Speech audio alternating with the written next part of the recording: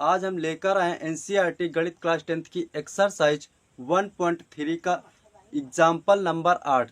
तो क्या है एग्जाम्पल नंबर 8, आइए देखते हैं। एग्जाम्पल नंबर 8 कह रहा है कि दिखाइए कि √3 एक अपरिमेय संख्या है। यानी कि क्वेश्चन में कह रहा है कि सिद्ध करो कि √3 एक अपरिमेय संख्या है, लेकिन हम मान के चलेंगे कि √3 एक परिमेय संख्या है। तो यहाँ क्या लिखेंगे, माना √3 एक परिमेय संख्या, √3 परिमेय संख्या है। तो हमने √3 को क्या माना है, परिमेय संख्या। तो परिमेय संख्या माना है तो परिमेय संख्या p/q के रूप में होती है। तो यानी कि हम √3 को क्या लिखेंगे, p/q। अब p/q माना है तो p/q बताना भी पड़ेगा ना, ये क्या है। तो बताना पड़ेगा क्या, तो p और q कोई पूर्णांक है। यानी कि जो p और q माना है वो क्या है, एक पूर्णांक है। लेकिन q डज नॉट इक्वल 0, लेकिन q 0 के बराबर नहीं होना चाहिए। अगर q 0 के बराबर में आ गया तो ये परिमेय संख्या नहीं रह जाएगी। तो इसलिए q 0 के बराबर में नहीं आएगा। अब करते हैं आगे थोड़ा इसका सरलीकरण। तो करते हैं क्या, q इस साइड आ जाएगा तो कितना हो जाएगा, √3q बराबर p, ये निकल आया है। अब करेंगे दोनों पक्षों का वर्ग। तो दोनों पक्षों का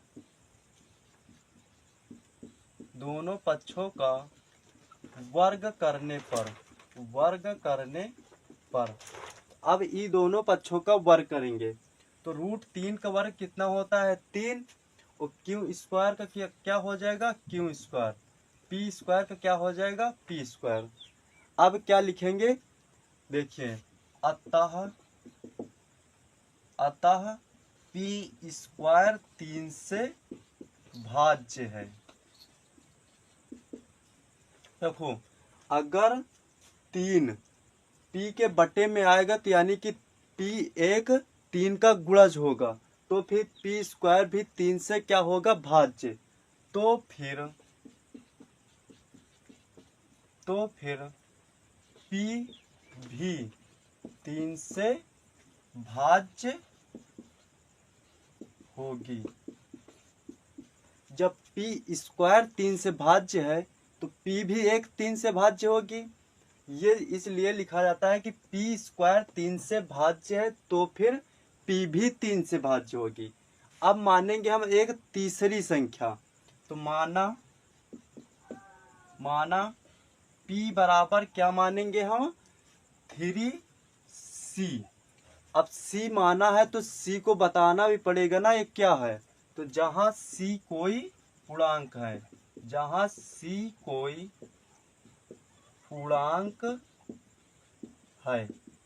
ये c को बता दिया कि c क्या है, एक पूर्णांक है। अब करेंगे दोनों पक्षों का वर्ग।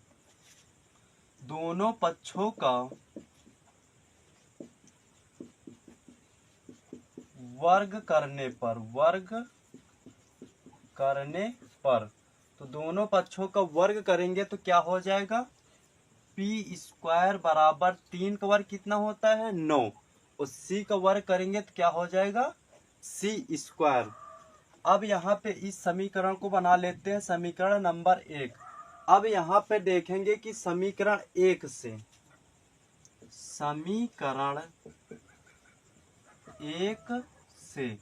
अब समीकरण 1 में देखेंगे और इसमें देखेंगे कि p² दोनों जगह है।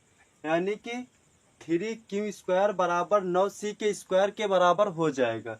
यानी कि क्या हो जाएगा, 3q² 9c² के बराबर। यानी कि जब p² बराबर है तो 3q² बराबर 9c के स्क्वायर के बराबर हो जाएगा। अब यहाँ से आगे क्या होगा, आइए देखते हैं। यहाँ से आगे 3q² बराबर 9c² है। यानी कि यहाँ से काटेंगे तो 3 एकम 3, 3 तरह का 9। तो यहाँ से क्या निकल आएगा, q² बराबर 3c²। अब यहाँ क्या लिखेंगे, अतः क्यू स्क्वायर 3 से भाज्य है। जब क्यू 3 गुणे में है, इस साइड आएगा तो बट्टे में, यानी कि क्यू स्क्वायर एक 3 का गुणज होगा। तो क्यू स्क्वायर 3 से भाज्य, तो फिर क्यू भी 3 से भाज्य होगी। अब आगे 2 लाइनों और क्या लिखना है, आइए देखते हैं। समीकरण 1 और ये बना लेते हैं समीकरण 2।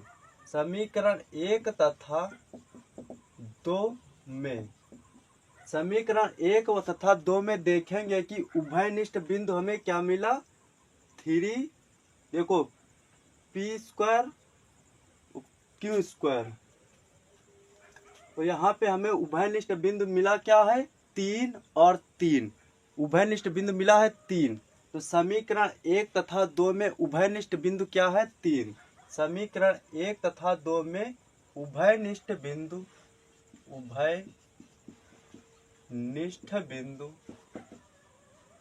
3 है, 3 है। इसलिए 3 एक परिमेय संख्या है। इसलिए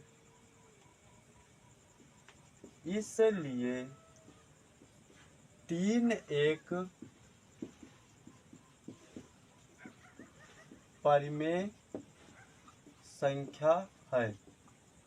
जब 3 परिमेय संख्या है तो फिर √3 एक परिमेय संख्या होगी, तो फिर √3 एक परिमेय संख्या होगी। लेकिन हमें सिद्ध क्या करना है कि √3 एक अपरिमेय संख्या है, लेकिन बता क्या रहा है कि एक √3 एक परिमेय संख्या है। तो यहाँ लिखेंगे क्या, लेकिन विरोधाभास नियम से, लेकिन विरोधाभास नियम से √3 एक अपरिमेय संख्या है।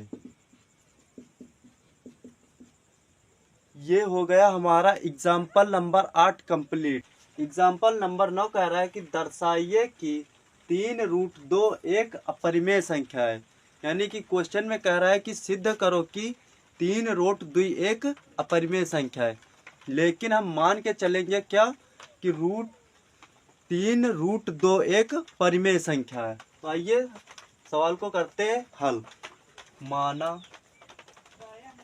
माना 3√2 एक परिमेय संख्या है, परिमेय संख्या है। जब हमने माना है कि 3√2 एक परिमेय संख्या, यानी कि परिमेय संख्या है, तो P/Q के रूप में लिख सकते हैं। यानी कि क्या लिख सकते हैं, P/Q बराबर 3√2। अब जब P/Q माना है तो बताना भी पड़ेगा ना ये क्या है। तो क्या कहेंगे हम, जहां P और Q कोई पूर्णांक है, लेकिन Q डज नॉट इक्वल 0, लेकिन Q 0 के बराबर नहीं आएगा।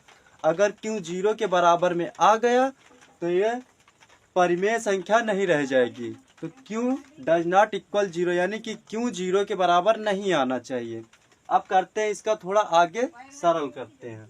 तो यहाँ से हमें निकालना होता है रूट का मान, यानी कि √2 है तो यहाँ से हम निकालेंगे √2 का मान। तो 3 गुणे में है तो इस साइड आ जाएगा, तो क्या हो जाएगा 3Q, ये आ जाएगा √2। अब लिखते हैं आगे 2 लाइनों क्या होती हैं, आइए देखते हैं। अतः P/Q एक परिमेय संख्या है, परिमेय संख्या है। परिमेय संख्या क्या होती हैं? जो P बटे Q के रूप में होती हैं, यानी कि Q बटे 3Q एक परिमेय संख्या है। तो √2 एक परिमेय संख्या होगी। जब इस साइड की परिमेय संख्या है, इस साइड की भी एक परिमेय संख्या होगी, तो √2 एक परिमेय संख्या होगी। लेकिन क्या होता है? लेकिन √2 तो एक अपरिमेय संख्या है। लिखेंगे क्या? लेकिन विरोधाभास नियम से √2 एक अपरिमेय संख्या है। लेकिन विरोधाभास नियम से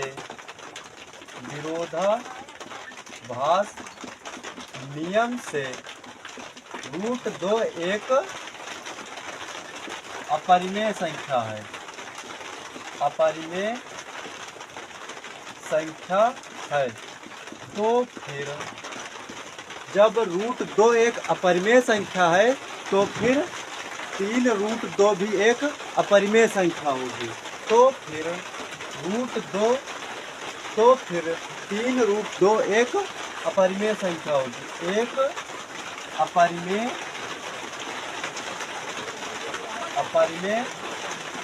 संख्या होगी। ये होता है हमारा एग्जाम्पल नंबर 9 कंप्लीट। अब हम जानेंगे एग्जाम्पल नंबर 10। तो एग्जाम्पल नंबर 10 क्या कह रहा है, आइए हम देखते हैं। एग्जाम्पल नंबर 10 कह रहा है कि दर्शाइए कि 5 - 2√3 एक अपरिमेय संख्या है।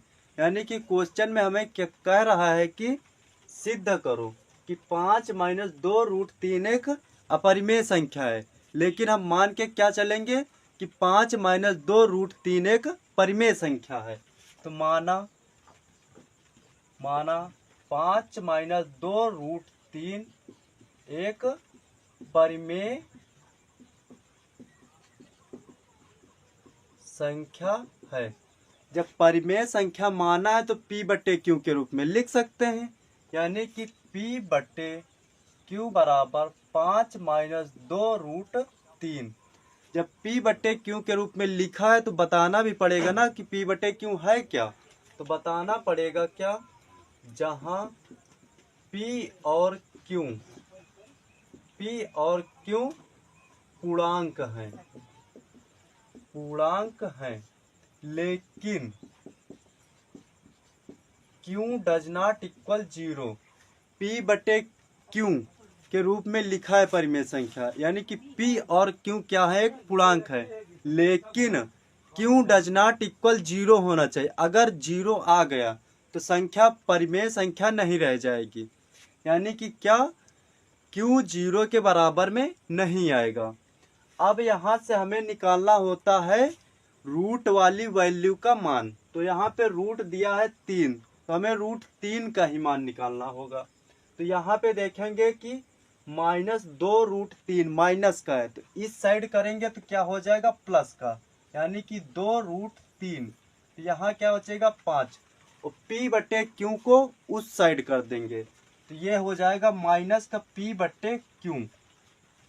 अब यहाँ पे करेंगे तिर्यक गुणा, तो यहाँ पे क्या हो जाएगा? 5 का गुणा Q में करेंगे तो कितना हो जाएगा? 5Q minus P।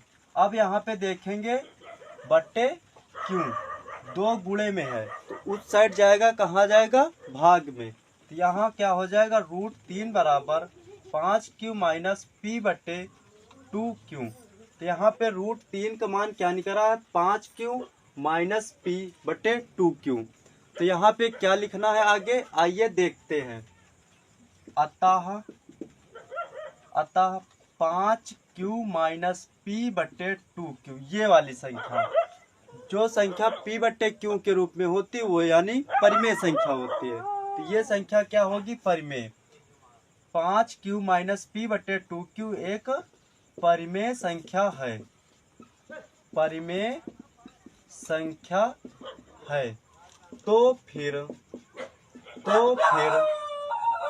√3 एक परिमेय संख्या होगी। तो फिर √3 एक परिमेय संख्या होगी। परिमेय संख्या होगी। लेकिन √3 तो एक अपरिमेय संख्या होती है, लेकिन विरोधाभास नियम से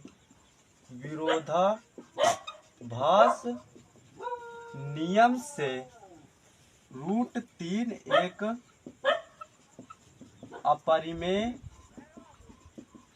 संख्या होगी।